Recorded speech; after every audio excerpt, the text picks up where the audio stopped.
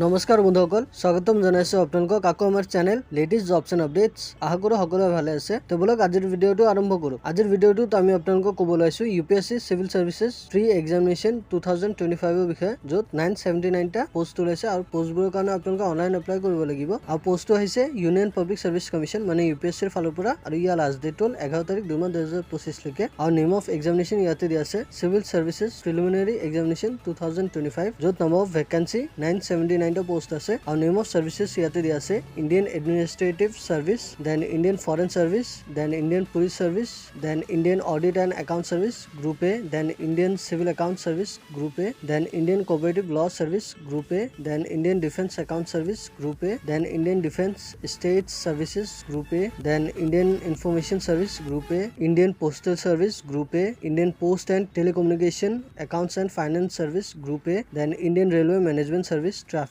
Group A, Indian railway management service personnel group A, Indian railway management service accounts group A, Indian railway protection force services group A, Indian revenue service customs and indirect taxes group A, Indian revenue service income tax group A, Indian trade service group A, armed forces headquarter civil service group B section officer grade, then Delhi and Andaman and Nicobar island Lakshadweep Daman and Diu and Dadra and Nagar Haveli civil service group B, then Delhi Andaman and Nicobar Island, Lakshadweep, Daman and Diu, and Dadra and Nagar Haveli Police Service Group B, then Pondicherry Civil Service Group B, then Pondicherry Police Service Group B। তাৰপিছত ইয়াতে helpline number দিয়া আছে। আপোনালোকে যদি আৰু অধিক কিবা জানিব লগা থাকে তেনেহ'লে আপোনালোকে এইটো হেল্পলাইন নম্বৰত কল কৰি জানিব পাৰে, অথবা আপোনালোকে আমাক কমেণ্ট কৰি জনাব পাৰে, আমি আপোনাক হেল্প কৰিবলৈ চেষ্টা কৰিম। আৰু এজ লিমিট দিয়া আছে ইয়াতে, a candidate must have attained the age of 21 years and must not have attained the age of 32 years as on 1st August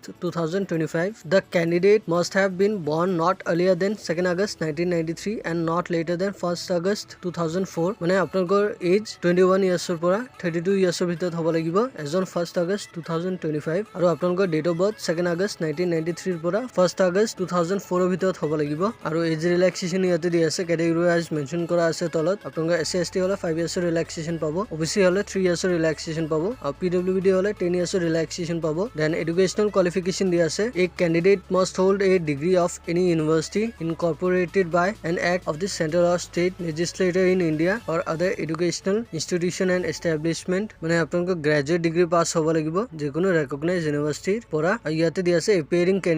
candidates who have appeared at a qualifying examination on the passing of which would render them educationally qualified for the commission's examination but have not been informed of the result, as also the candidate who intend to appear at such a qualifying examination will also be eligible for admission to the written part of Civil Services Examination 2025. However, all such candidates who are declared qualified by the Commission for interview personality test will be required to produce proof of passing of the requisite qualifying examination within the time limit prescribed in Rule 13 of CSE 2025। মানে appearing candidates ৰ কাৰণে ইয়াতে দিয়া আছে, আপোনালোকে যদি বৰ্তমান appear কৰি আছে ফাইনেল এক্সামত তেনেহ'লে আপোনালোকে এপ্লাই কৰিব পাৰিব, বাট আপোনালোকৰ এডুকেশ্যনেল কোৱালিফিকেশ্যন মাৰ্কশ্বিটখন ৰিটেন টেষ্টৰ দিব পাৰিবই, কিন্তু তাৰপিছত যেতিয়া মাতা হ'ব আপোনালোকৰ পাৰ্চনেলিটি টেষ্ট অথবা ইণ্টাৰভিউৰ কাৰণে, তেতিয়া আপোনালোকে সেই মাৰ্কশ্বিটখন লৈ যাব লাগিব বা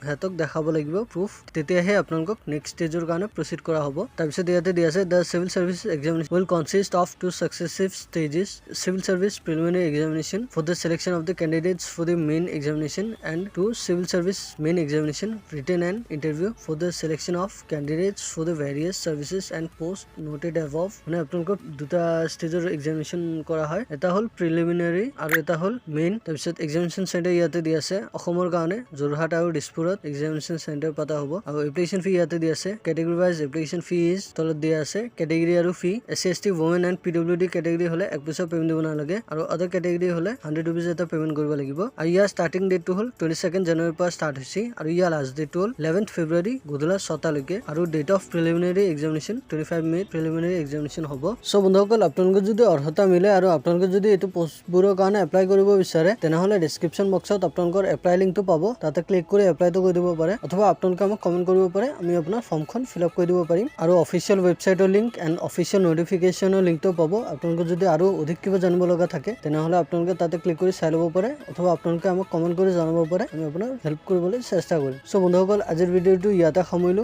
আশা কৰো আপোনালোকে ভিডিঅ'টো হেল্পফুল পাইছে যদি পাইছে তেনেহলে প্লিজ লাইক এটা কৰি দিব আৰু আপোনালোকে যদি আমাৰ চেনেলটোত প্ৰথমবাৰ আহিছে তেনেহলে প্লিজ আমাৰ চেনেলটো সাবস্ক্ৰাইব কৰি বেল আইকনটো প্ৰেছ কৰি দিব আৰু আপোনালোকৰ বন্ধু বান্ধৱীৰ হাতৰ লগতো শ্বেয়াৰ কৰিব সো আজিলৈ ইয়াতে সামৰিলো ধন্যবাদ